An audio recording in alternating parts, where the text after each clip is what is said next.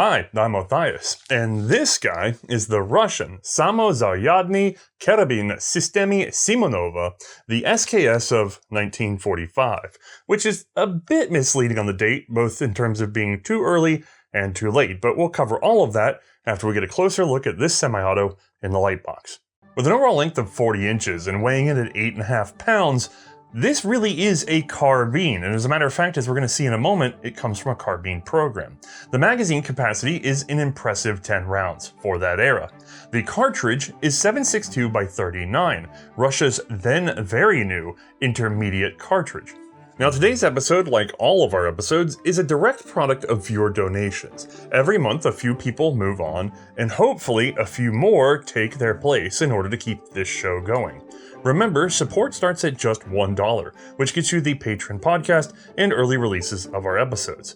Both of those tell you further in advance what we're working on, so you can be the first to know at your local gun shop. A big benefit for just $12 a year. Additional support has also been provided by Ballistol. I did not prep this can, I always have it sitting here. My favorite, we're gonna go with gun oil. To be honest, it's become something of a dual-all product around our household. Having evolved from a medical oil, it has a lot of extra benefits that we keep discovering. Some of you who are already converts have been asking about Mae's Ballistol hats. They are indeed available for now on their website, including the coveted mossy oak pattern and traditional green. If you happen to snag one, make sure to say that we sent you. Now, our story today about this rifle sits at the tail end of a very long search for an acceptable auto-loading infantry rifle for general issue in Russia.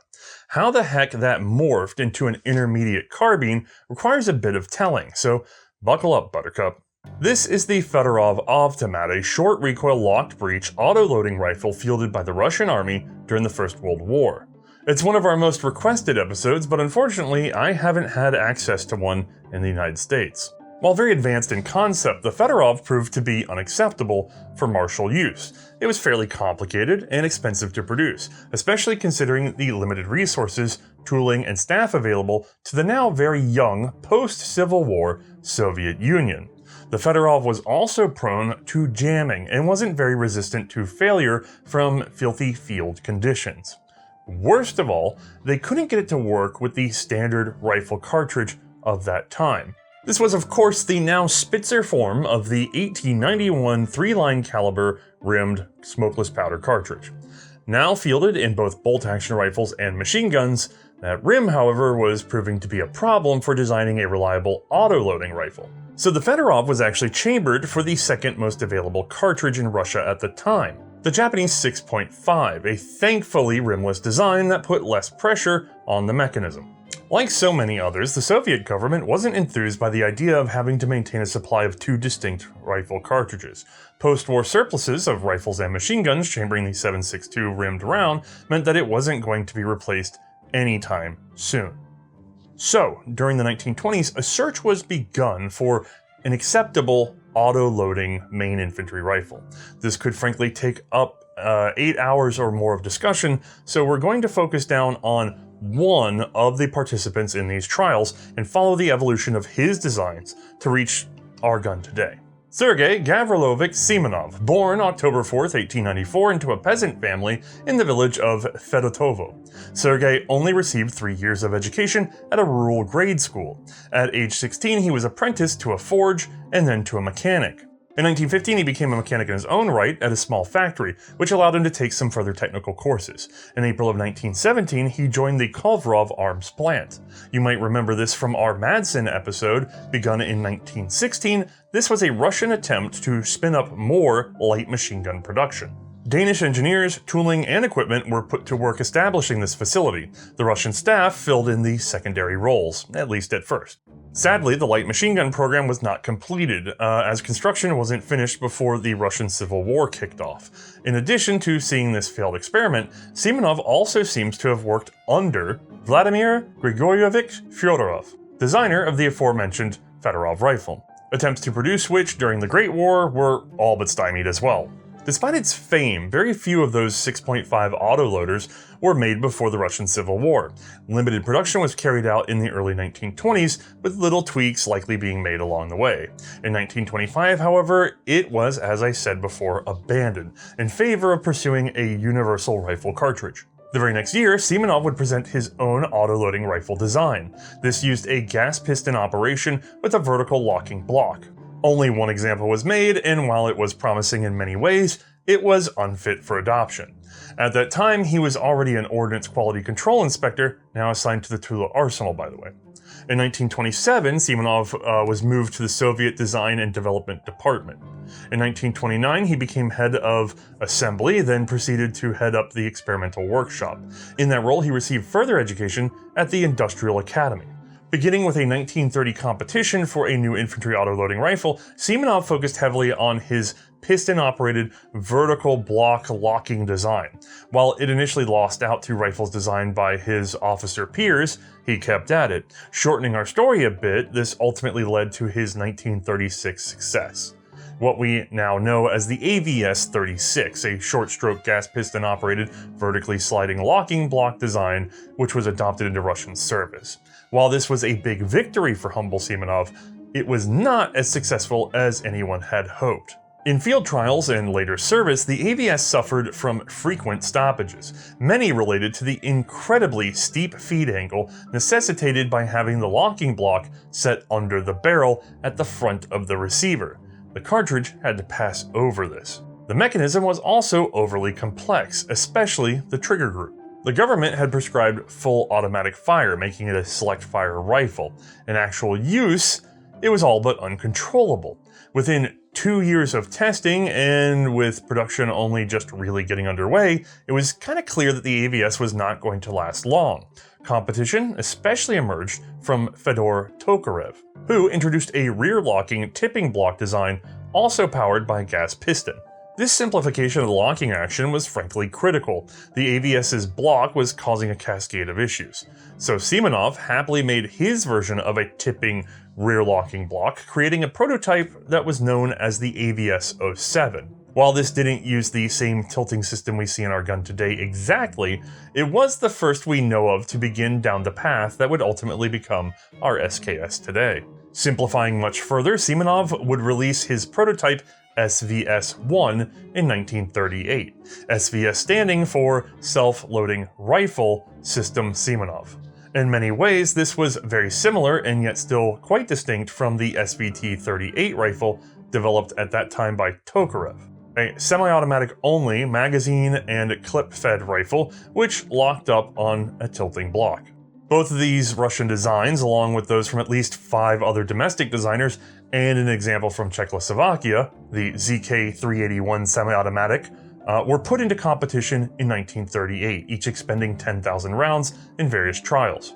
Simonov's rifle was noted for being simple enough and exceptionally light by comparison to the other contestants. However, some of this was accomplished by the use of special steel, different in quality from the usual Russian gun steel at the time. This was both against the terms of the competition and also presented a problem for prototype production. Simonov's rifle was basically too cutting edge in regard to materials, making breakages of certain parts sadly more common due to lack of experience in machining them. It also suffered a number of stoppages due to a mix of weak return springs and the rimmed 3-line cartridge.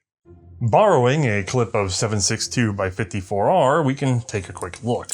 Pull off just a couple rounds here to help with our little illustration. If we take a look at 3 7.62x54R cartridges with their rims, stacked in the correct order, feeding is not a major issue. I can push each of these along. Stacked in the incorrect order though, you get what a lot of people might call rim jam, where pushing the top one obviously drags along the others. Now in this case, that guy was able to escape, but if I just keep a follower pressure on there, yeah, you can see how this isn't going to work out very easily.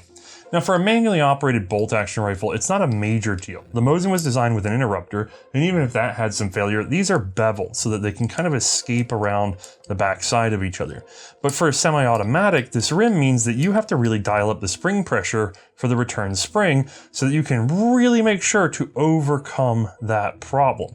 Also, if you're trying to do anything like have overhead extraction or other fitments to the bolt face that might interface with the rim right away for a controlled feed, well, you're going to have to allow room for some jump up or worse, even heavier push down on the follower in order to clear that bevel. So this became sort of a nagging problem for any Russian semi-automatics.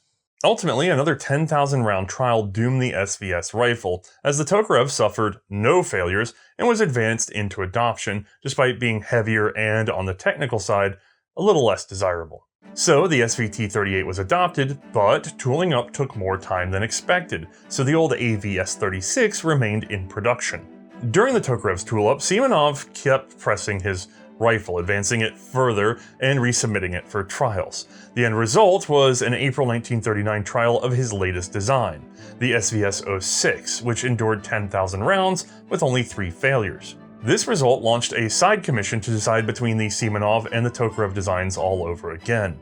Ultimately, they still chose the SVT in June of 1939. This puts the old AVS-36 and the new SVT-38 in active service, at least for a little while. Both rifles suffered problems while fighting in both Khalkh and Gol during 1939 and the Russo-Finnish Winter War of 1939 and 1940. AVS production was discontinued in 1940. Ultimately, only 65,700 AVS-36 rifles were produced, a drop in the bucket considering the size of the Soviet armed forces. Now, both Tokarev and Simonov have to improve their designs. Simonov releases the SVS-10, a rifle so similar externally to the SVS-06 and 08 trial guns that I'm actually not all sure what was changed. I'm assured by Russian author Chumak, who I happily cite for this episode, that by this point the internal locking mechanism was just about what we see in our rifle today. Though there are some differences in the gas and trigger mechanisms, and the fact that it has a detachable magazine. 50 examples were made for trials. Tokarev upgraded his rifle to what we now know as the SVT-40. This was, again, more reliable than Simonov's lightweight semi-automatic during endurance trials. The SVT-40 would go on to serve throughout World War II. There was, however, something of an unrealized flaw in the SVT rifle. It wasn't much good at being adapted into a carbine. Shortening the barrel didn't particularly clean up the weight and apparently ruined the balance. And in 1940, the Soviet Arms Commission was wondering what they should do about rearming their cavalry autoloaders. So the competition was on again. Various factories and designers submitted their solutions to shortening the SVT-40 long rifle. Only Simonov insisted on using a completely different action entirely. You'll never guess which one. Now titled SKS for Self-Loading Carbine System Simonov, this fit the bill for weight and balance. But under field tests, in October of 1940, it again suffered an unsatisfactory number of mechanical breakdowns. In April of 1941, Simonov presented his improved solutions, a pair of carbines known as the SKS 30 and 31. The only difference between them were their magazine and loading systems. The 30 fed from a 10-round end block loaded from below, kind of like the RSC 1917. The 31 had a flush 5-round magazine, which was loaded via Mosin stripper clips. These were trialed in May with a Mosin 1891-30 as a control. The aimed rate of fire for that Mosin was 15 shots a minute. The SKS-31 with its 5-round magazine was only 20 rounds a minute. The SKS-30 eked out just 25 rounds a minute, but loading was felt to be much slower thanks to all the manipulation of the magazine cover. Breakages were minimal, especially for such prototypes. While the 10-round SKS-30 was capable of a faster rate of fire, it was lost in the slow and clumsy loading, plus the use of non-standard end block clips. The SKS-31 fit in well with the current inventory, and its flush magazine was found to be less likely to get in the way or be damaged by cavalry use. It was also felt to be better for bayonet fighting, where a distended magazine might catch on the user's offhand. The SKS was recommended for field trials, and on July 1st of 1941, orders were placed for trial production of 50 examples. There was one small problem, however. By that point, the Germans had already invaded.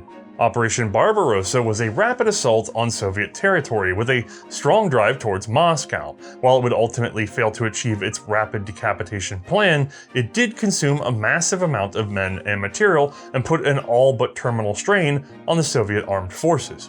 During this overwhelming press, the Tula arms factory and its engineers were evacuated further east. Simonov was placed in Saratov. The oncoming storm of German armor also created a high demand for anything capable of halting a vehicle, especially anything that was tracked. Simonov would later recall that he was given an order to develop an anti-tank rifle in just 30 days' time. This, of course, left no room for experimentation. The result was the PTRS-41. While it isn't our firearm today, you might be curious to know that it is, in effect, a giant SKS. The same locking mechanism was scaled up for the 14.5mm armor-piercing ammunition, and it even borrowed the abandoned SKS-31 en-bloc clip, loading from below. Alternatively, I guess, you could think of this as the smallest version of an anti-tank rifle. Once the war front stabilized and arms production was again flowing, the matter of an automatic carbine was brought back up. In late May of 1942, the Arms Commission made plans to produce those 50 trials SKSs at the Izhevsk plant number 74. However, it was now going all out for wartime production and refused. So in June, the matter was transferred to plant number 314 in Mednogorsk, which was now producing the SVT-40. The deadline given was July 25th of 1942.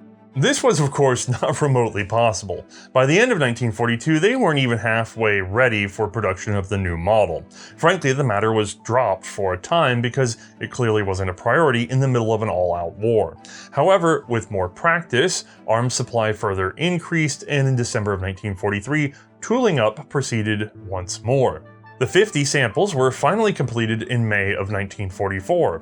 Of these, 2 were held for testing, 6 were sent to the Commission for their work, and 42 were released for field trials. 5 of these in turn went to the Vystrel Officers Training Program, meaning 37 ultimately ended up in the hands of soldiers. Oddly, they were infantry. These were placed with units on the Belarusian front, which was currently on the defensive and fairly quiet by comparison. While they were used in operations, it appears that they were never fired in anger. Instead, they were mostly subjected to various trials in unfavorable conditions, the sort we're accustomed to on this show, like rust, dust, and mud testing, plus 24 hours of being left out, rusting and freezing away. Each time they did one of these tests, another 50 rounds were fired afterwards. And what did they find? Well, on the plus side, they were light and well balanced. They were also intuitive to use. Accuracy was a match for the Mosin 9130, and better than the longer SVT-40. During bayonet drills, it gave no difficulty whatsoever. Loading, however, was very slow and tedious. That's because the clip guide was set in the top cover. Poor alignment meant that the rim cartridges stacked poorly and caused jams. In addition, the recoil was quite fierce. The included muzzle brake didn't do much except generate more flash, more noise, and stir up more dirt, giving away the firing position. These problems combined made aimed fire with the autoloader slower than the Mosin carbine, even when the auto worked well, which it often didn't without daily cleaning. It was liable to jam. Failures to extract were also common. The muzzle device also made it intolerable for use in armored vehicles or certain emplacements. And for the cavalry, it was found to be distinctly worse for the horse's disposition than even the Mosin M38 carbine. The new autoloading trials carbines were so troublesome that they were removed from the front and issued out to rear echelon. There, they were still unsatisfactory and were quickly warehoused until the end of the war. The final assessment found that while many of the loading issues and the frequent jamming could be solved by manufacturing changes, nothing could overcome its incredibly light weight and short barrel trying to tame the massive 7.62x54mm rimmed full-power rifle cartridge. Ultimately, it proved to be a pairing that could never be. Luckily for Simonov, this wasn't to remain the only rifle cartridge in Soviet service. The war with Germany had eventually revealed a new piece of technology that many now call the assault rifle. This was a select fire using an intermediate cartridge, one positioned in size and power in between the pistol and rifle cartridges of that era. It appears the first that the Russians captured was a Maschinenkarabiner 42H for Haenel. This and some sample ammunition seems to have been acquired in combat in March of 1943. While the Germans would come to better understand the potential of their new rifle, the Russians seem to have immediately recognized that it was chock full of possibilities. By the end of 1943, they had developed their own intermediate cartridge. This was known as the M43, adapting from the German 8mm Kurz. Soviet engineers kept to a 3-line or 7.62 caliber to remain compatible with existing barrel tooling. The case length, however, was initially set at 41mm. I've read, but not confirmed, that the cartridge was meant to deliver at least 200 joules of energy at 1,000 meters using a barrel length of about 20 inches. Ultimately, it would be adapted into a 39mm long casing, giving us the now infamous 7.62x39 intermediate cartridge, still popular today. By August of 1943, tactical and technical requirements were issued for the creation of not just one, but a family of small arms meant to utilize the as-then unfinished cartridge. And to explain this, I have to first explain the common trifecta of small arms at that time. In World War II, we see an emphasis on the auto-loading rifle, the submachine gun, and the light machine gun, at least as far as mobile infantry are concerned. Obviously, it would be best if all three could use the same ammunition, but the submachine gun in particular had made this rather difficult up to this point. Now, however, there was a chance to build a machine carbine, as the Germans had dubbed it, not a machine pistol, but just as effective and capable of serving as a rifle when needed. In the long run, we'll see this concept displace the auto-loading rifle entirely, but that was not the case at that time. I don't think I'm giving too much away when I say that the light machine gun was replaced with a newer Degtyarev. The SMG was displaced eventually by the Kalashnikov, although that requires more explanation another day. And the rifle? Well, Simonov actually competed for both that slot and the assault rifle slot, though his design there clearly lost out. We'll have to talk about it more when we get around to the AK. With the intermediate cartridge in hand, albeit incomplete as we know in hindsight, Simonov released a flurry of prototypes, each with incremental improvements and a variety of changes to secondary features, like, once again, the magazine. End blocks, detachables, stripper clips galore. However, lessons had been learned during combat from the SVT-40, namely that detachable magazines were a pain, especially when issued to the infantry.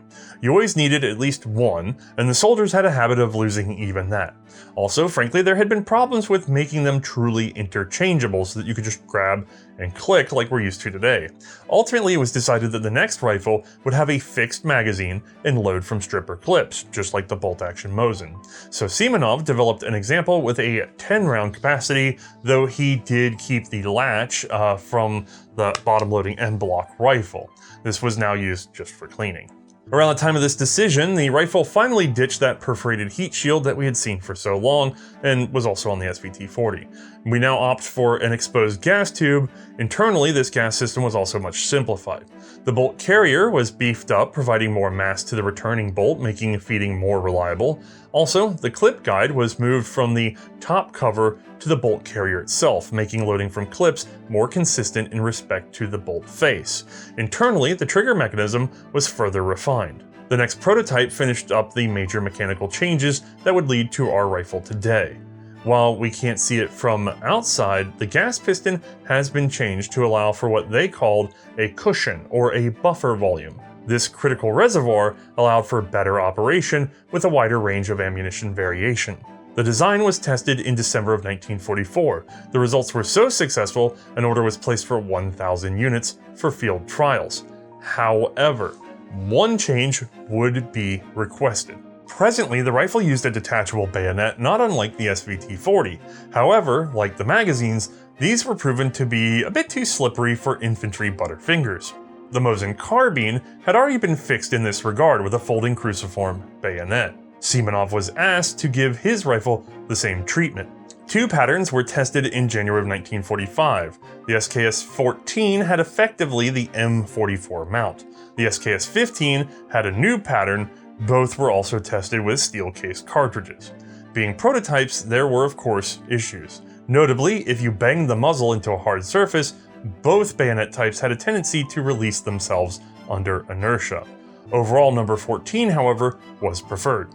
Orders were once again given for the production of trials pieces, apparently given to Tula in August of 1945, so just before the end of the war in September. With the pressure off, this matter slowed down somewhat, and the main artillery directorate put more experienced teams of engineers to work solving a myriad of minor technical issues on the SKS. I'm frankly uncertain if all 1,000 of the first trials batch were ever produced or not. I'm led to believe documentation about them just seems to indicate that they were failures, but the reason is unknown to me. The whole topic of those guys is a little blurry for me. In 1947, however, another order went out for 1,000 trials carbines. These were produced at the Tula Arms plant. This time, they excelled and were accepted into service on June 18th, 1949. Now that rifle of 1949 is just about the same as mine here, though there are some minor differences that we'll cover in a moment. But first, let's get a look at exactly what is an SKS service, well, I should say carbine. All right, we have one whole semi-automatic carbine. At the back, nothing exceptional. Steel butt plate with a sling swivel. Semi-pistol grip stock. As we come forward, there's our action. More on that as we get through the gun. But at the front, well, actually, there's a lot going on. For starters, a lot of people notice this big old folding bayonet. Mine is a knife style, although the very initial production had a cruciform. We'll talk more on that in just a moment. In order to use the bayonet, you simply have to pull back and pull down. That clears the notch. And if we swing up, well, it takes a little bit of pressure, but it is possible to just snap it over.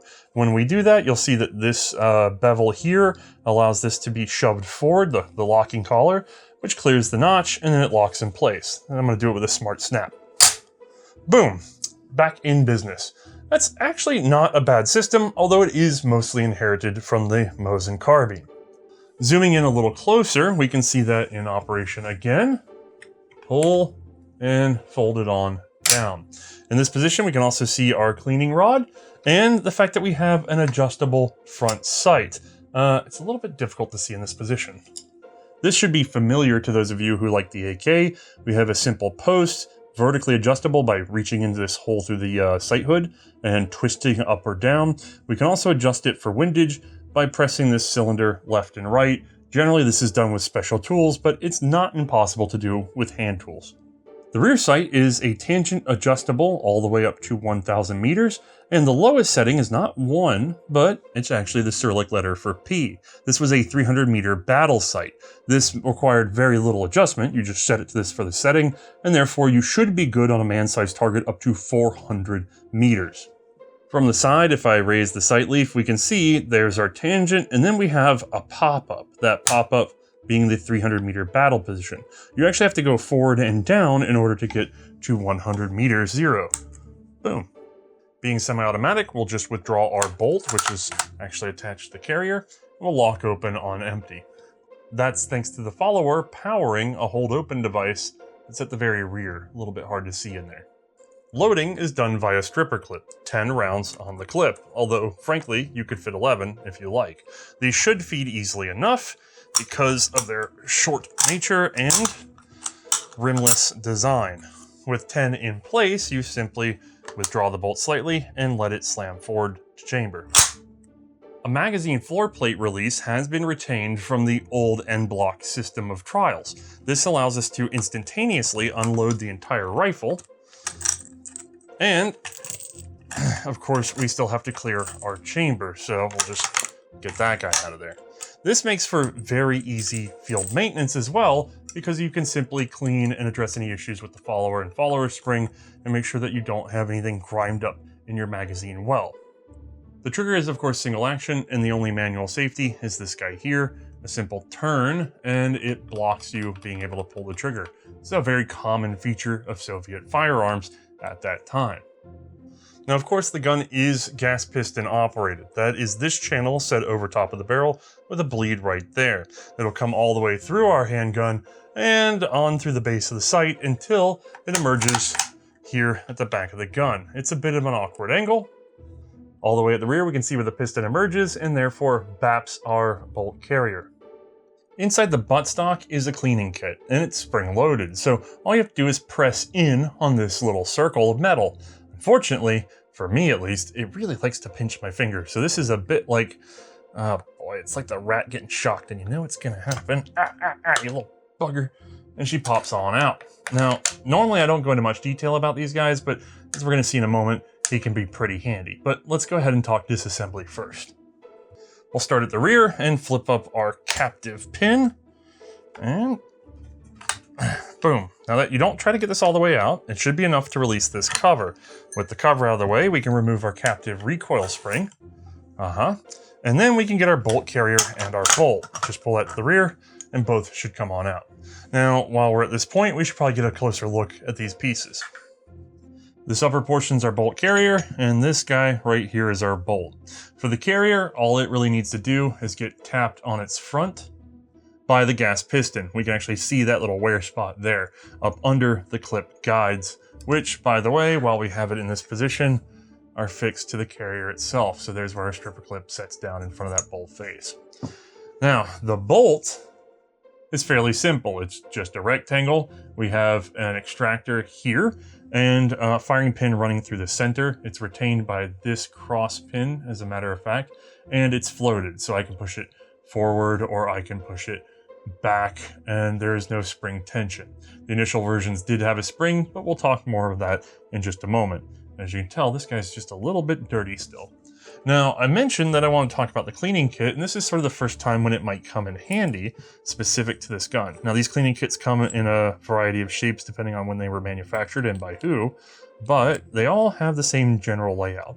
And one of the important things is this little pin right here. It can be used in a couple different ways, one of which is pushing out the cross pin for the firing pin. Although that does take a little walloping, I'm not going to do it here. If you'd like to know how the bolt works, well, we just have to look at the carrier.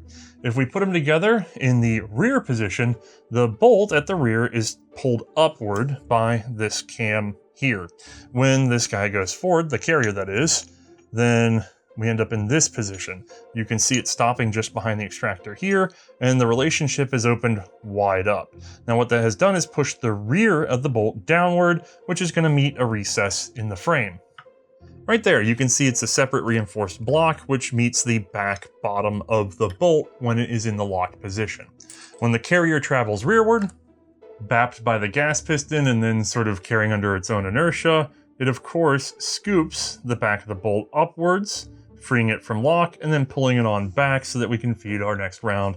And then this springs back forward, taking the bolt with it, chambering the round, and eventually, when the bolt is stopped by the face of the receiver, it just goes ahead and drops it back into lock. So a fairly simple and yet robust system.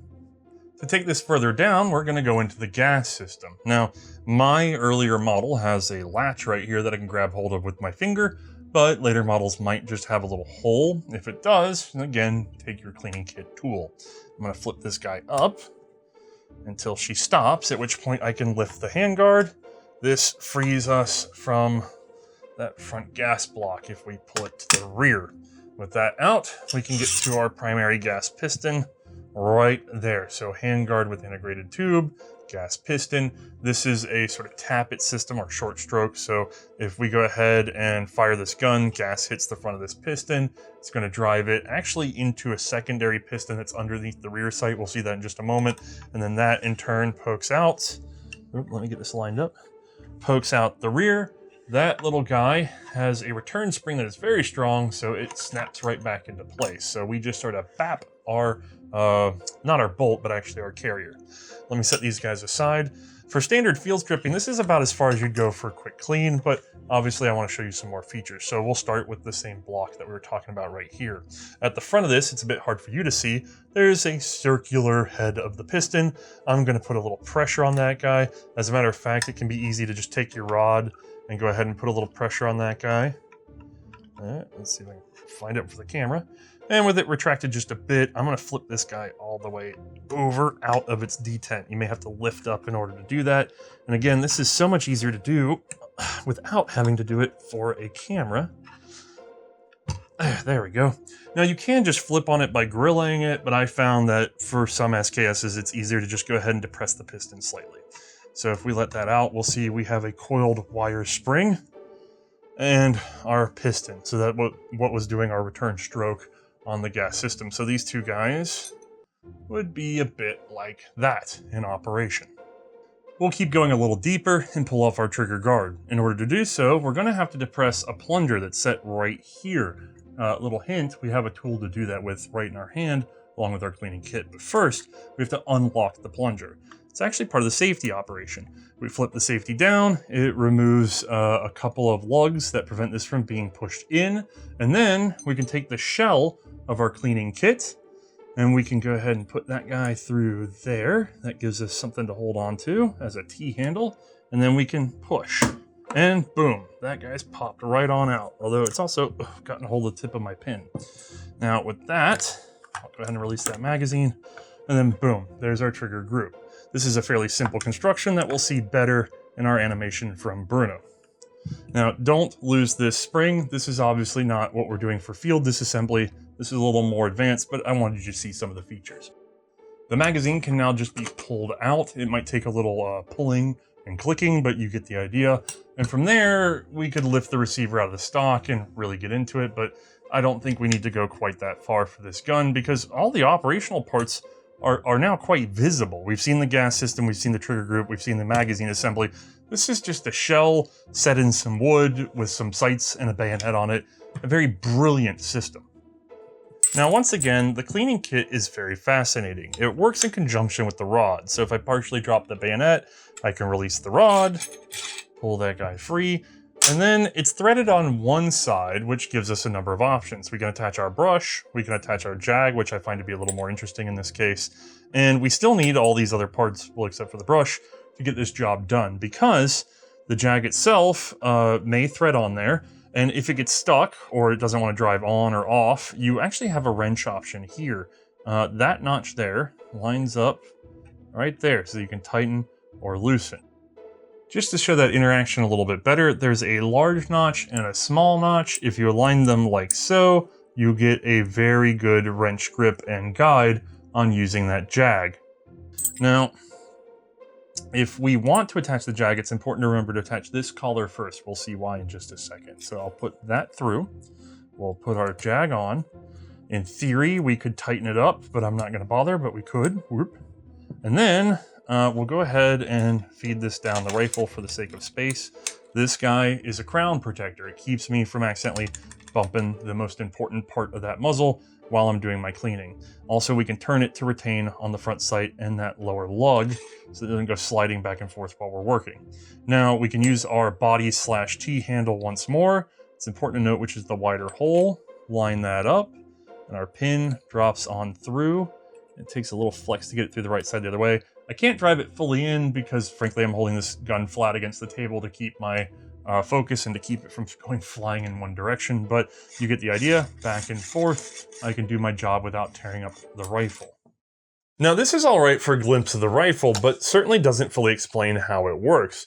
For that, we have a very nice animation from Bruno. To load our carbine, we'll first pull the charging handle all the way to the rear. When empty, the action locks open, which allows us to feed 10 rounds of 7.62x39 into the magazine from a stripper clip. Once loaded, simply tug the handle back again and release. Let's focus on the trigger, which is attached to a long transfer bar. Both are biased by the same short coil spring fixed behind the mainspring. The transfer bar extends all the way forward to a sliding sear, which is constantly pressed rearward into the hammer by a coil spring, which it shares with the magazine floor plate release lever. At full cock, the hammer is held back by the sear. Pulling the trigger, however, presses the sear forward, releasing the hammer to fall and firing our carbine. The forward tip of the transfer bar must be properly aligned in order to drive the sear. Too high or too low, and it will not work. This is the disconnect, both regular and out of battery. It is shaped to share the mainspring with the hammer. Rearward spring pressure keeps the front extension biased against the underside of the bolt. If the bolt is even slightly out of battery, the disconnect rises, and in turn allows the transfer bar to rise. In this position, the transfer bar meets a pair of projections in the receiver, and therefore the trigger cannot be pulled. Whenever the bolt is in lock, the disconnect is pressed down, which in turn keeps the transfer bar at the correct height, allowing it to press the sear and fire the carbine. The disconnect is also influenced by this lobe on the hammer. When the carbine is fired, the hammer falls, and the lobe pushes down on the disconnect, and therefore the transfer bar, shoving it underneath the sear. This prevents hammer follow, or automatic fire, as the transfer bar cannot influence the sear until the trigger is released. This system, however, had a flaw. Because of the linear sear, and the fact that it was only disconnected while the hammer was near vertical, it was possible on rare occasion for the sear to move under inertia, creating hammer follow. So, an auxiliary disconnect was added in later production. This swinging lever was depressed by the hammer when it was over-traveled back by the cycling bolt. This pressure was transmitted to the transfer bar, keeping it down long enough to let the sear return properly, preventing any hammer follow. The manual safety is straightforward. A simple lever that can be turned to block the trigger from being pulled. Early carbines like mine simply used a friction fit on the safety. However, a biasing spring was added later, causing it to snap into one of two positions. Looking at the bolt, we can see the firing pin resting inside. The earliest of these were sprung rearward, but most of production just used a simple floated pin. When the hammer drops, the pin is smacked into the primer, discharging the round.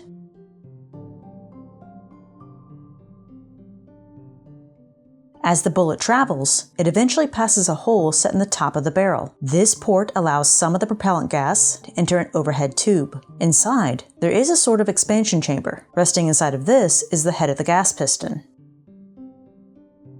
This piston runs back down the barrel until it meets a secondary smaller piston set underneath the rear sight. This separation was likely made to ease disassembly and to prevent fouling from venting at the shooter. The secondary piston, or piston extension, is pressed forward by a large coil spring, again set inside the sight block.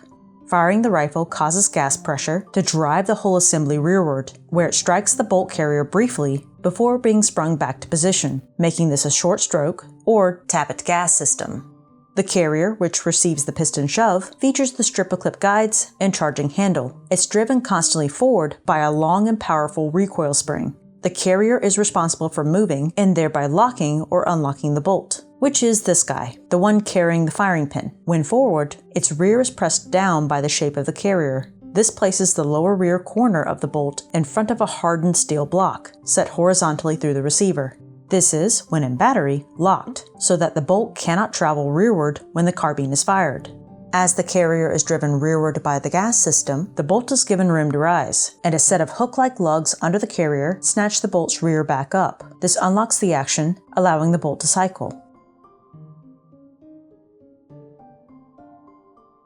The extractor is fixed to the bolt, and the ejector is a simple projection in the frame. The spring-loaded extractor hook holds onto the case rim, pulling the spent case out of the chamber and into the ejector, which kicks it out of the way.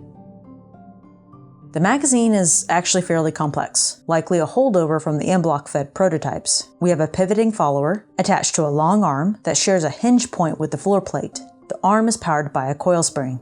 An extension off the follower also interacts with this sliding block, which acts as a hold open. Once the last round is fed, the block is raised by the follower. When the bolt travels fully rearward, the hold open springs into its path, leaving the carbine ready to be reloaded. Alright, let's go shoot it.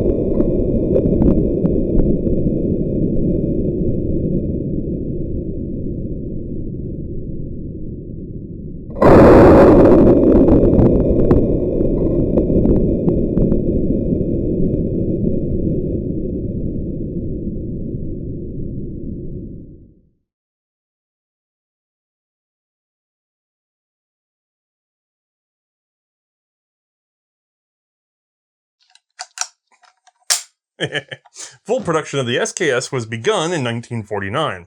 It's not impossible to find parts marked with the year before, though. However, those were likely pre-production lots that managed to be adapted for final assembly. Most of these very, very early rifles will display the same training mark we saw in our Nagant revolver episode. This means that they were meant for training troops and armorers so that actual service rifles suffered less abuse. It may also be a concession that they were not as well assembled as full production might be later on. The Tula Arms plant was the first to crank out SKS rifles, running from 1949 until 1958. Ishev's also produced in 1953 and 1954. However, it seems demand suddenly fell, which meant only one line was needed, and only for a few years more. While Ishev's carbines are rare, if you find one, look closely, you're likely to find it was a training carbine. I've heard they were making those even after 1955, but I'm frankly unsure of the dates or the count. Now, most Russian SKSs have a manufacturing date stamped on the top cover. They usually also have the marking of the arsenal which produced them. Tula is represented by an arrow within a star. Ishev's arrow was within a triangle within a circle. Some Tula covers are also found without a date, or more confusingly, with no markings at all. Tula's star was moved from the cover to the left wall of the receiver in 1956. This lasted until the end of production. Beginning in 1955, that date marking was omitted from the rear cover. Instead, a leather code was applied to the serial number. This was stamped after the 4-digit serial and simply represents a single year. I've heard some examples in 55 and 1959 display both the code and a top cover mark. The year for each code is, to the best of my knowledge, displayed here. The code and date may not match, however, if parts from the previous year carried over to the next. Those two preceding letters, by the way, are something of a mystery. A variety of combinations exist, and all of Russian production only displays 4 digits. It's clear for every 10,000 rifles, the 2-character prefix was changed. However, the selection of characters isn't entirely clear. It's been suggested that their order has been obscured by cryptography, and that the cipher has long since been lost. The intention was likely to obscure production numbers from anyone who might lay hands on a few samples. Perhaps someday we'll rediscover their meaning, but for now, they remain there mocking us. Now, I did say that mine isn't exactly like the model adopted. The most obvious issue is actually this bayonet I was playing with earlier. Technically, it seems a knife bayonet was prescribed in the adoption, but the design hadn't been ironed out. The spike, however, was already handy, so it entered initial production. The blade came along later. It was adopted on the advice of a group of veterans, and it was accepted November 2nd, 1949. However, stocks of existing spike bayonets were allowed to be used up in initial production. Another early feature of the SKS, one that we didn't include in our animation, was that the firing pin had a return spring. This was abandoned in 1950, leaving only a floated pin. That wasn't a problem at the time because the pin was light and the primers were very hard. But modern ammunition is much more sensitive. Plus, with time and poor cleaning, the firing pin can get sticky. It's not uncommon for unprepared shooters to experience a runaway rifle after the first shot is fired, so do take extra care cleaning out the firing pin channel and correctly replacing the firing pin. Always test fire an SKS with 1 or perhaps 2 rounds at a time before fully trusting it. During 1951, the barrels began to be chrome lined. Mine did not make that change. I've heard that this was also the same time that bayonet went from being blued to brightly plated. Mine is neither. It's a somewhat duller finish that is apparently from a later refurbishment. The gas block's external profile was also changed over time, going from an almost 90 degrees to a 45-degree angle during 1950, and in 1952 this became concave until the end of production. The takedown lever on the rear sight gained an extra dimple in 1953. The contouring of the sight base also changed several times over the years. Sometime between the printing of the 1953 and 1957 Soviet manuals, several other changes seem to have occurred. Most are minor, but a couple stand out. The magazine floor release lever was bulked up and its internal shape somewhat changed. A spring was fitted for the safety, biasing it into one of 2 positions, on or off. And this secondary disconnect was added. It appears to be a means to prevent rare cases of hammer follow when the sear bounced under fire.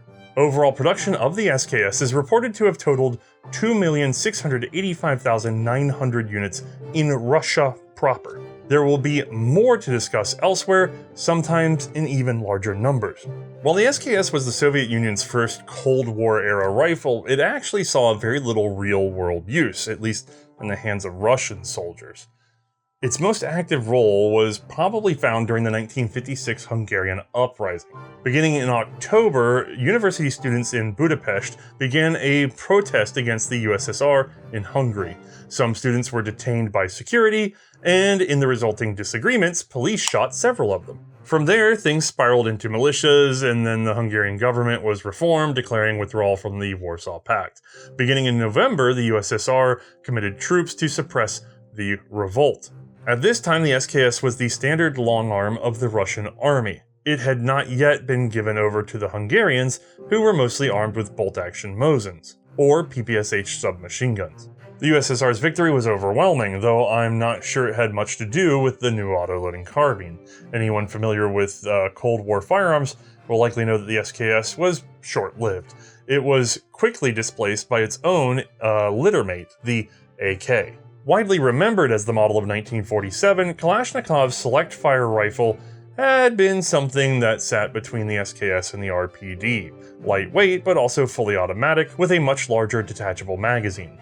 It had evolved from the submachine gun, at least in terms of its positioning, in that trifecta that we mentioned earlier. However, in practice, the AK was more effective than the SKS, even in its own role. While it wasn't at the time as precise shooting, it was capable of providing much more overwhelming firepower. Moreover, heading into the 1950s, the Soviet Army had begun a rapid change to full mechanization. Infantry spent far more time riding than they did marching. The AK was more compact, making it easier to carry inside of vehicles. It didn't fall very far behind the SKS in terms of semi-automatic fire, but provided a powerful wall of lead when desired, of course, with full auto. Frankly, some people wonder why the SKS was made at all. They often speculate that the Russians just didn't understand the potential of their new automatic assault rifle. However, the SKS, no matter how short-lived, was a very good idea when it was adopted. The AK was something very new, and as we've seen in this episode, introducing new auto-loading rifles in Russia had almost always been a long, labor and testing-intensive process. Given the heat of the Cold War, they couldn't risk putting everything on an unknown quantity. And the AK isn't just a different design, it was also a new frontier for some very recent technology. During the war, the Soviets had realized that submachine guns produced on stampings were much more inexpensive and quick to produce in an emergency. These benefited, however, from using lower pressure pistol ammunition. It was believed that the intermediate cartridge would also be suitable for a stamped rifle. However, this wasn't a guarantee, nor was a truly interchangeable detachable magazine made in massive numbers. So, the fixed magazine, milled receiver carbine, which had been in various trials and concentrated development for a decade, was much wiser of a choice to make certain of success. The AK would have to follow behind, and to be honest, the project did kinda fail. The AK would ultimately be adapted to a milled receiver in the early 1950s, paving the way for it to finally truly replace the SKS by borrowing back some of its charm. Once the AK was improved enough and its benefits were obvious to everyone, the SKS was dropped in order to unify on the fewest number of small arms for frontline service. Still, the SKS served on, pushed to second line and reserves, and even lasting into the 1980s with specialty troops like radio men, air defense engineers, and other sort of side troops. It also found a home with border troops and other internal departments. It was, for a time, a favorite to hand to client states, instead of the more coveted AK, at least while it was still being issued to the core Russian armies. Combat, however, would be found in many theaters around the world in the hands of varied countries and forces, usually those friendly to the Soviet interests at any given time. Some of these would be Russian surplus SKSs, but as we'll see another day, other countries would also produce Simonov's carbine. Now, all this praise aside, the SKS was not a perfect weapon. By example, as early as 1949, there were attempts to develop a scoped example. This used a 3.5 power PU optic. Unfortunately, it was found that the wood stock would warp and humidity, ruining the potential precision of this particular platform.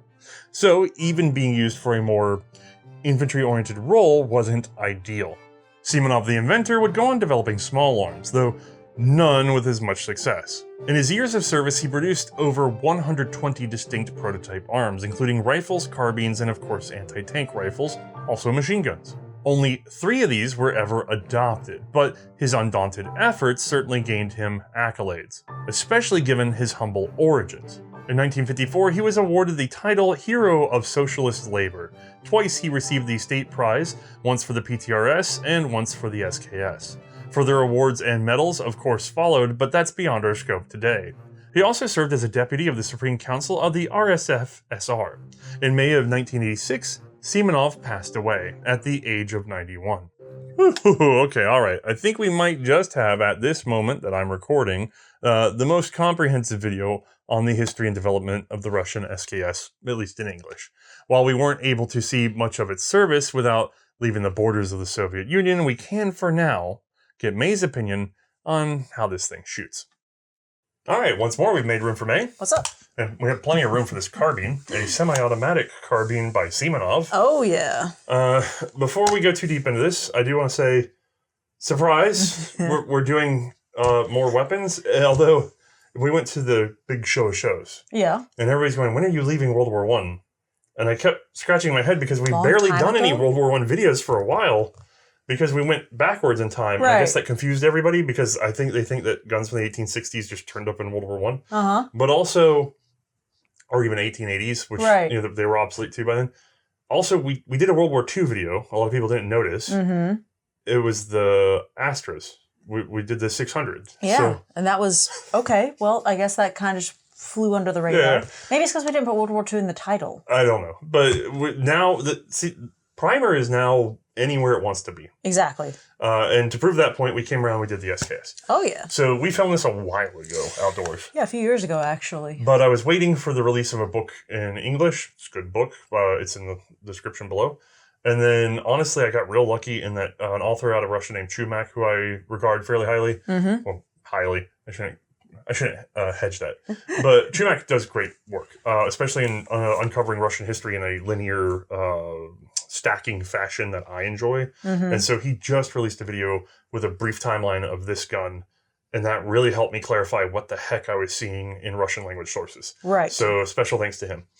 So the timing on this, for when we did this episode, actually ended up working out perfectly. But we Sometimes- just did some stuff ahead of time. sometimes we're stuck because the data's not out there. You'd be amazed at what guns don't have good data and yet are in everybody's hands. And yet, immediately after this episode, if we keep our fingers crossed, a bunch of information will suddenly come out because someone saw the episode. Yeah, I mean, anyway. You were handed this gun for the first time. Okay. We're coming from a World War II perspective. Now, we haven't done that in the show, but Mae has shot Garand's SVT-40s M1 carbines. In general, yeah. I mean, think who hasn't? You fired a lot of World War II submachine guns just because they were around They when we were were filming other there. things. It was offered to me. I believe Here's a I mag. believe you've handled an STG-44 at this point. We've I mean, certainly I've taken a handled number of them one, apart. but I haven't actually shot one. Oh, really? don't I think have, but I can't remember when. No, wait, maybe I did. Oh, wait, I didn't because that one was malfunctioning. There we go. So the point being is you have a fair bit of experience, even though it hasn't been documented on the show, with World War II firearms. And ultimately, this is a World War II firearm. It was developed in the 1930s, the late 30s. Yep. And it was carried on through the war. It became an anti-tank rifle, which, boy, I'd love to work with that someday. That'd be fun. And then, after the war, it finally finds its destiny thanks to being paired with Russia's intermediate cartridge. Yep, that's 7.62 by 39. Right. So, with that in mind, coming Okay. straight out of World War II, Sure. what are we dealing with here? What are your first impressions? Well, for me, it's incredibly short. It feels light. Well, it's lighter than what I expect for how much is going on here. However, Right. there is a bit of density to it. It is a semi-automatic tipping bolt, rifle, essentially.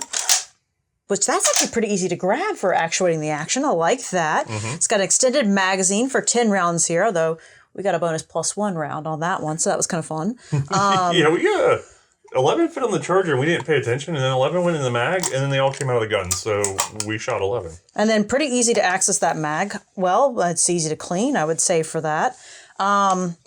It's a decent hold that I can present with that. Yeah, a nice semi-pistol grip. Good What's that cheek length of hold. pole like? Can I see that actually? It's actually pretty short. It feels a little short for me, too. I was going to say, now I have gorilla arms. Oh, You yeah. do. We're like 2.5 inches short, 3 Let me inches see short. where I'm at exactly with That's that. probably not bad for you, though.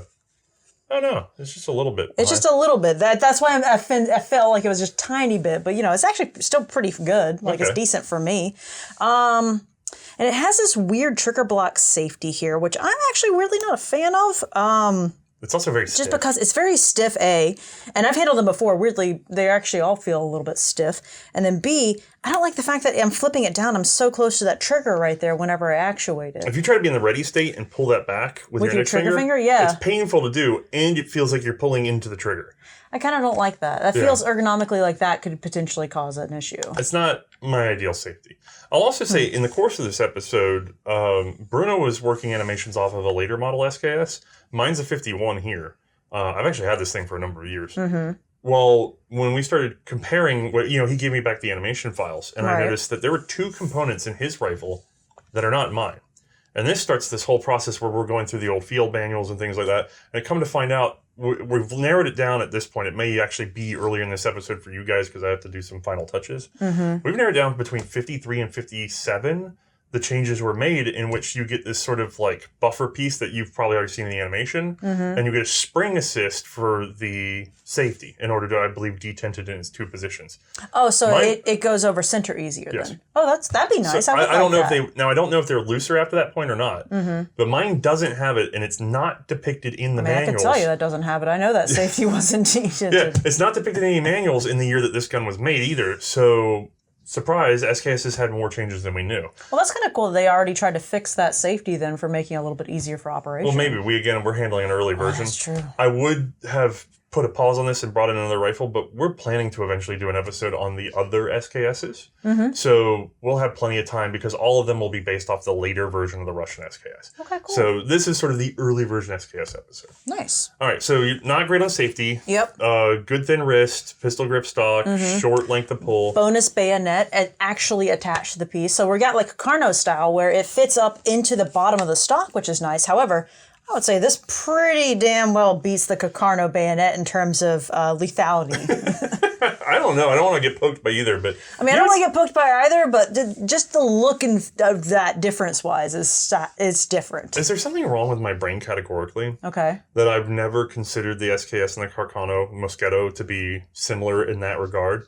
I just didn't even think about the fact that it was the first thing I lit on, but maybe that's because I've usually got Carno on the brain. I think they're just so different that my brain didn't, and that's a fault, but that's a really good grab on it. I always think of the Mosin M44 because it's essentially the M44 bayonet swung down to be, I don't know if we covered this episode, side-mounted bayonets don't do as well for balance and throwing off a shot as a vertically underside-mounted bayonet. Anything hanging down off the vertical is going to cause less. So that is an improvement that they just rotated and dropped it under. Yeah, it makes sense. Did you sense. find that the blade got in your way when folded and firing? I actually was worried about it at one point because if you look at where the handguard settles, and I'll bring this down to kind of show, it's right there for where you would grab. So I was worried it was going to not necessarily cut myself, but more just I would feel like it was just kind of pressing or pushing against me in a weird way. Nah, it's really not really that remarkable, noticeable for me. I hate it. You hate it? Yeah, I don't know why. I want to get more forward. See, the finger grooves are here, but this feels awful. So I want to get more forward on it every time I shoot, and I end up riding it, and it's just an uncomfortable ridge to me. So here's the thing. If I felt like I was needing to grip it a little bit harder up front, like if I was actually firing something with a little more stout of a recoil, I could actually understand that perspective a little more. For me, I'm like, it's not really that big of a deal. That is true. Do you want to talk about actually firing it now that you've led into that? Not a bad lead into. Going into the sights, they're actually pretty dang fantastic. I've got a nice, narrow U-notch back in the rear. I've got, what is that, technically a blade front? No, it's a post. It's a post front, that's right. That is a post. Post that's actually protected and also has good lighting because of the hole up on the top. Yeah. Fantastic. Love that. That's a great design. It's simple. And then I didn't have to fiddle with the sight any for what we were shooting at range-wise. Now, just for anybody at home, Mae's always been really good with AK-style sights. So this style of, we say AK-style, but really this is where they coalesce here, having been worked up on the Mosin family, right? But you've done great with AKs even at longer ranges. Yep. And then she can run, I don't know if you guys know the Czech VZ58, but Mae can run one of those, so much fun. Like a Scalding 8. So, Like a scalding ape. yeah, scalded ape, I guess. A scalded ape. Okay, Yeah. I don't think I've ever been called that, and I'm going to take that as a No, the really gun big... is. Don't worry about it. Okay. So,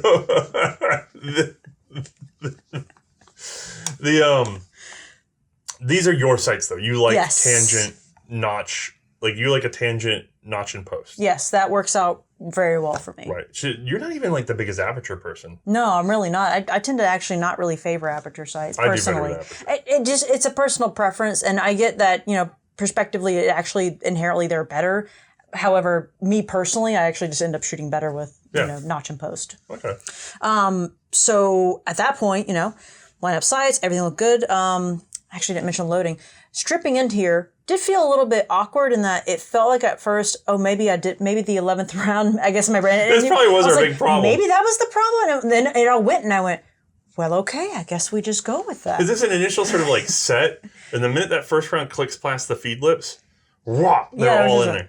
Okay, well, I guess we're going with this. Oh, speaking of working the action, how easy is it to get that bolt back? Oh, fantastic. Oh, I guess I didn't mention it. So it's really kind of nice. It sticks out pretty far, and then it has some knurling on the knobbed outside that it creates. Very easy to grab, very easy to finger over. I can basically ride inside the knob or grab the knob itself. I've got great purchase there with that. Right. Love it. And the spring resistance on that, it's not bad. I mean, not nothing, but not... Well, to be fair, they're not having to handle that much, with the recoil resistance against that. Well, it's a locking action, so it doesn't require the spring to do anything other than to feed back forward. When we talked about it early in the episode, we were talking about those rimmed rounds and how if you want to be able to reliably feed that rimmed ammo, you're going to have to stack more spring pressure. Mm-hmm. This is not rimmed ammunition. Right, so... It strips off easy. It has a very short distance it has to go. The feed angle is much better because of the lock being in the rear, not up front like the AVS. Right. So that means that it can be lighter sprung, and you can just rack it, Oh, yeah, and it worked out pretty well. So, okay, sorry, sights. Yeah, looking at the sights, they're pretty clean. And then pulling the trigger, take-up is nothing. It feels like I'm just pulling through just the weight of maybe the trigger itself, literally if you take it out of the gun and put it on the table. And then you hit a wall. And then from there, the trigger can change on you because either sometimes it just kind of feels like you're right there on the cliff and the firing pin drops, but then there's like a little click weird sensation afterwards. It's like a double hump almost to it. But then the next time you go to pull the trigger, it'll feel like, okay, no take up. That part never changes. That part's fine. But then all of a sudden you pull through and there's like, it feels like the second stage is different almost every time. Yeah, I'm really I don't get why though. I'd have to look up the internals. It's most likely because of the extreme length of the transfer bar. Mm-hmm. And then also you'd have to see you haven't seen the animation yet. I have not. But it has a very oddly sort of double stacked return spring in the sense that it's sharing with the main spring. And then it's just a little bit bizarre. And everything's stretched out real long. Mm-hmm. So while it is a light single stage trigger. Oh, it is light. That is. Let me clarify that. It's actually it's not that heavy. It's okay. There's like a nothing take up. I don't know whether or not they consider it to be a single stage trigger or not. I consider it mechanically to be one because you take it up and then you start pulling and I don't feel a clunk snap. You know what I mean? Right. Like in a Mauser, I'm feeling just the initial take up is nothing. Mm-hmm. And then you start pulling through what I would call a single stage trigger and then it just like, in that murkiness, there's either going to be one or two drags, almost like you're just shoving something along. Like shoving something along the ground on a carpet or something. You're like, Yeah.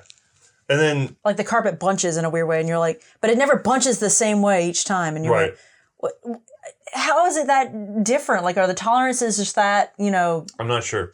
Now, I wouldn't say it's not a clean pull. I wouldn't say that it's a bad pull at all. I think I can maintain good accuracy. It certainly keeps you on your toes, so. Well, I mean, if we're being this prissy about it, yes. But I think the resistance we're talking about is nothing that should throw off a shot. Oh, I mean, we're talking about fractions of ounce, you know. But it is just an odd.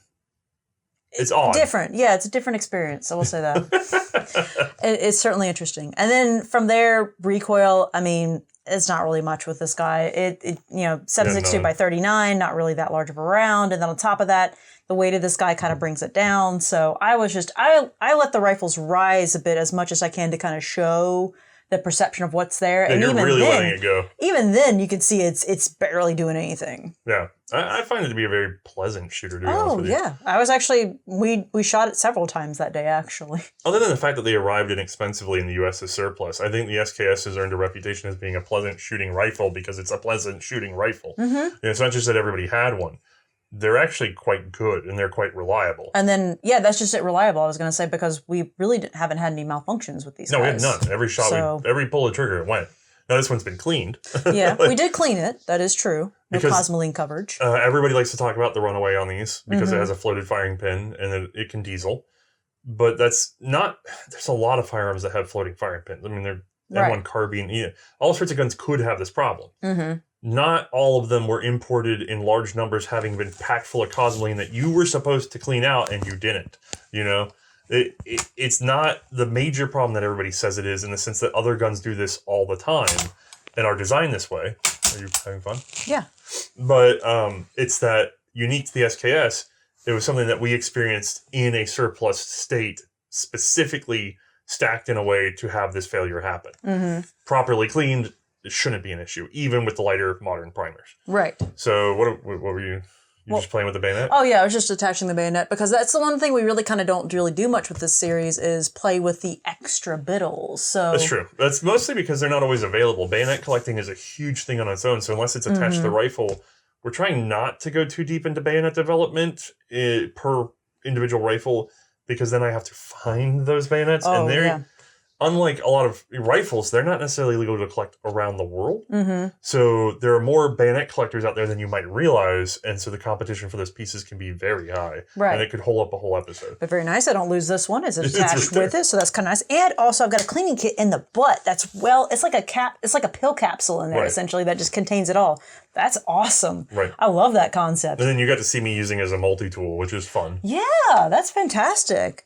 This is pretty hella cool. Yeah, how's your respect for the SKS before and after this episode? So I have to say that before we did this episode, and I've handled them before, I just thought it was kind of a rad piece to shoot. The round was decent, easy to come by, and I was able to plink with it all day long without really having any concerns, right?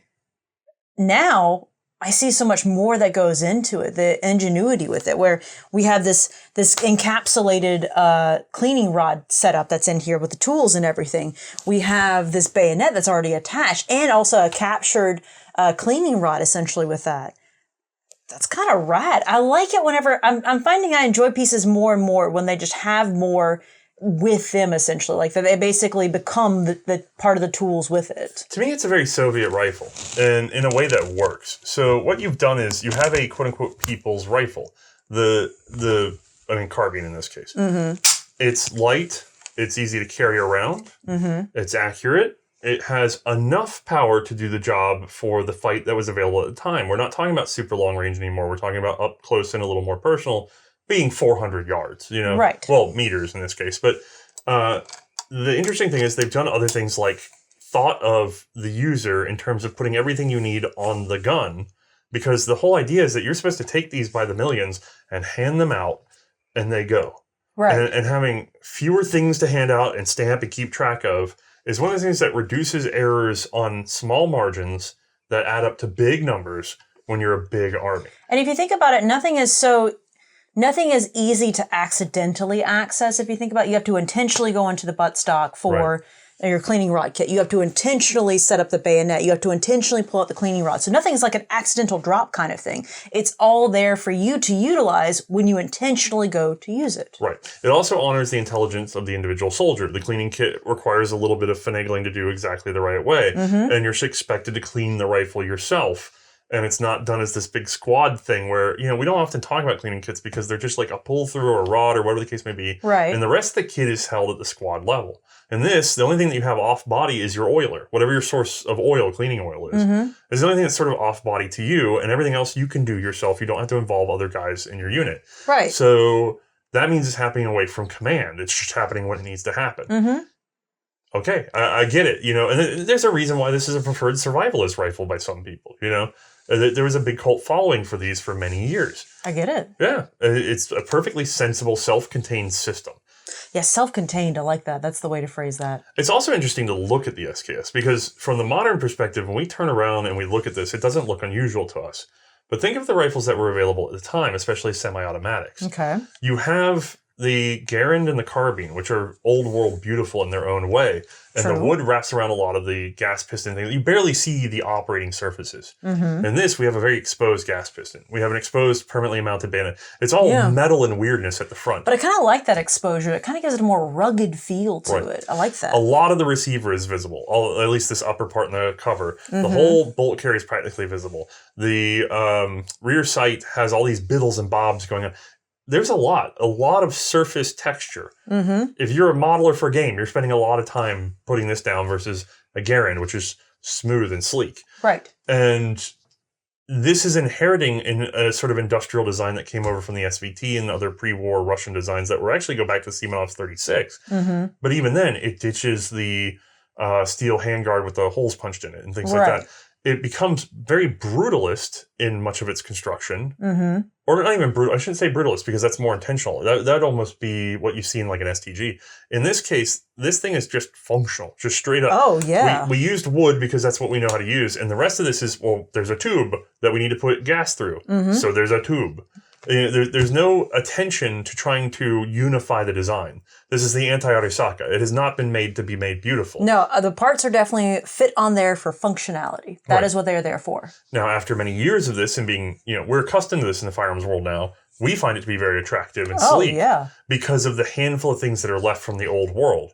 Whereas we kind of we blank on the modern features. But if you were exposed to this, especially in 1949, this would seem like science fiction. Oh, yeah. Because of, not that it's semi-automatic. Foreign. Right. They're not going to be like, oh, well, semi-automatic, that's amazing. No, they'll understand that.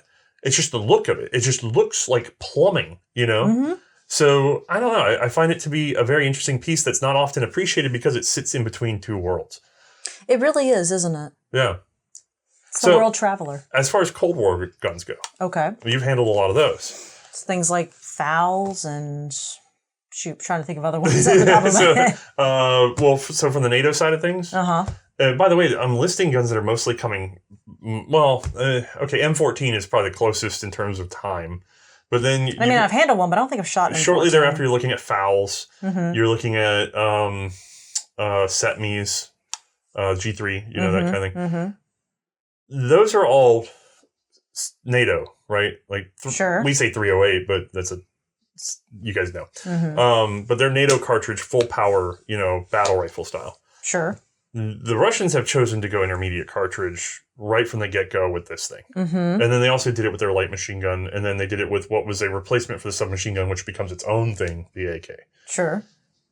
Which do you kind of prefer, though? If you're really thinking about modern combat in the Cold War era, would you prefer to be carrying around a FAL, or would you prefer to be carrying around something like this? Well, in that period of time, we're looking at more mechanization. So we're looking at more like armored vehicles and things of those natures. So you're also looking at the full realization of combined arms. So the idea of you having to shoot 1,000 meters is sort of like only if you had especially roll.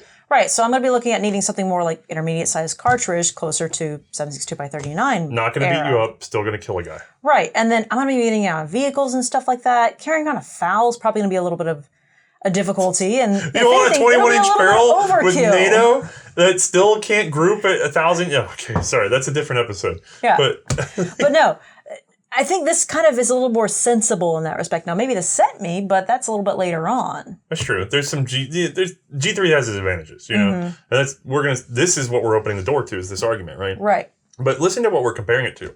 It's getting compared to a lot later firearms. And yet, the Soviet Union managed to replace this with something that was superior internally before most of those other countries even started working on their solutions to this sort of problem. Right. And especially if we're talking about intermediate cartridge, the U.S. and the NATO partners don't come around to this kind of style until much later. So it's kind of fascinating. And I think the SKS gets a bad rap because it's overshadowed by the success of the AK and also the infamy of the AK. It really does kind of get overshadowed in that respect. You're not wrong. Yeah, but I still would like to reiterate, it takes time for the AK to become what it became. Yeah, it did take many years. This is known quantity technology being combined finally. This was a very tested rifle that finally found the solution to the one problem it had, which is that it was too light. Yes. And that it was too much recoil.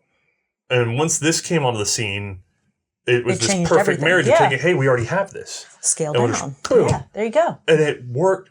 I think it worked great. Yeah. I have a deep love and appreciation for the SKS, and I think if it weren't for the development of the idea of suppressive fire, of the idea of the average infantryman having 30 rounds, if it weren't for that, I think the SKS would have lasted a lot longer.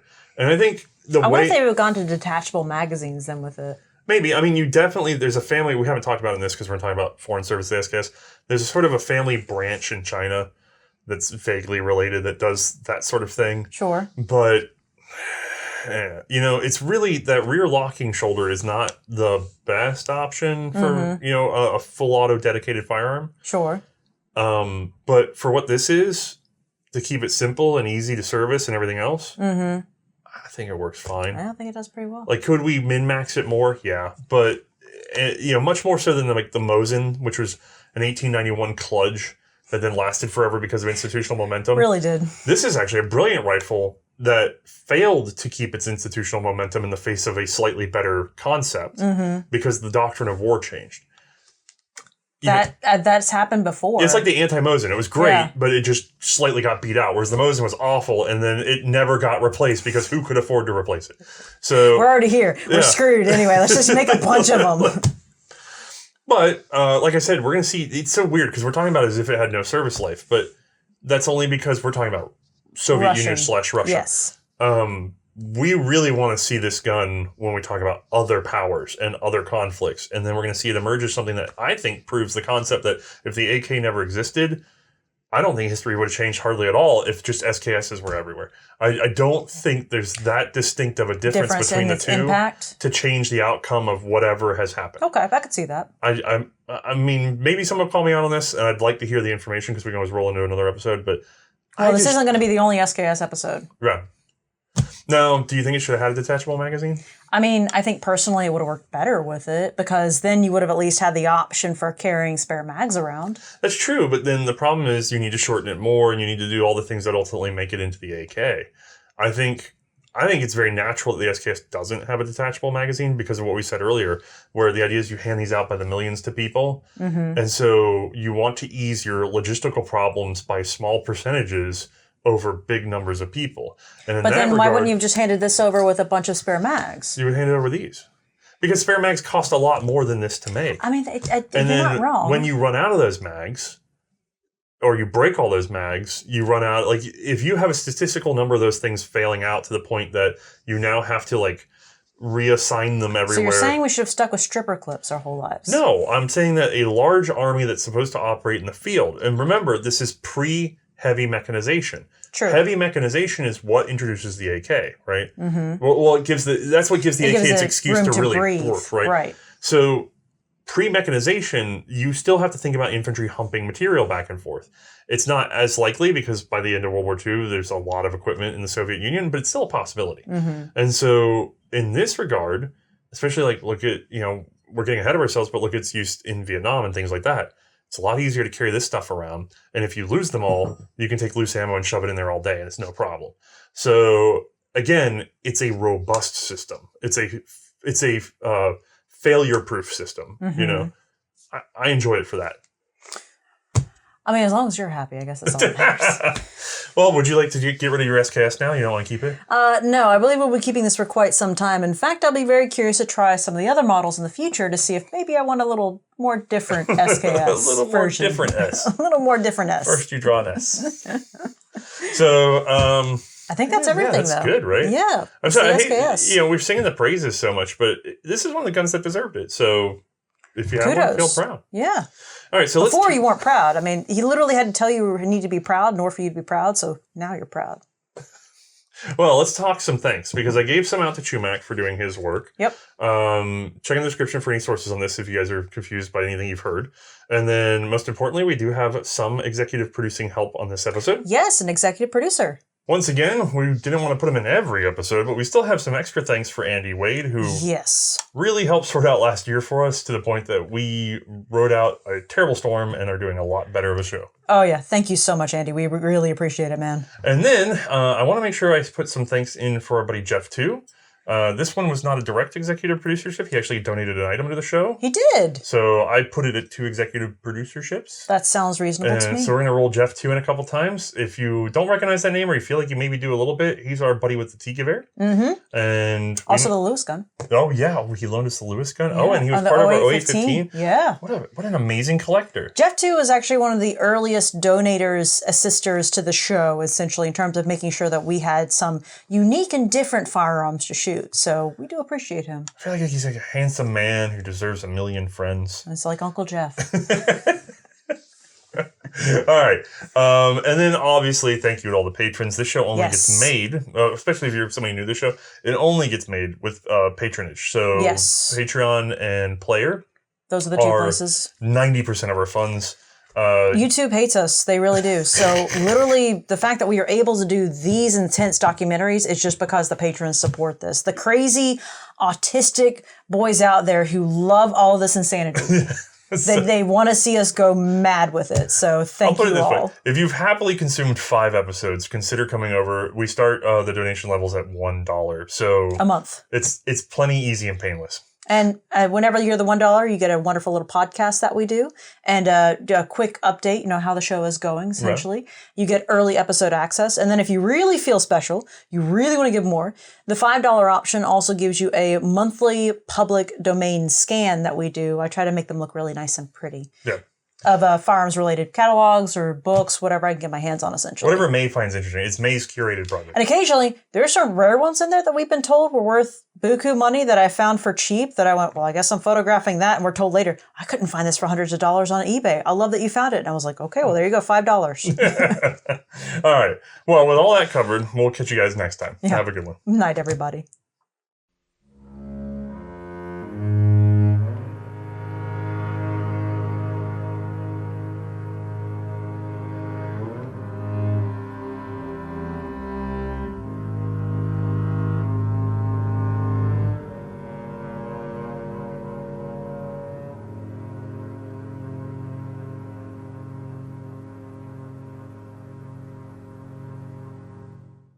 Is some of my favorite stuff to cover. Mm-hmm. Yeah, everybody's like, oh, you're the Revolver King. And I'm going, yeah, I studied them a lot. I know a lot about them. And yes, unfortunately, now I'm collecting them because I'm trying to put together a book or, as many as I can in-house.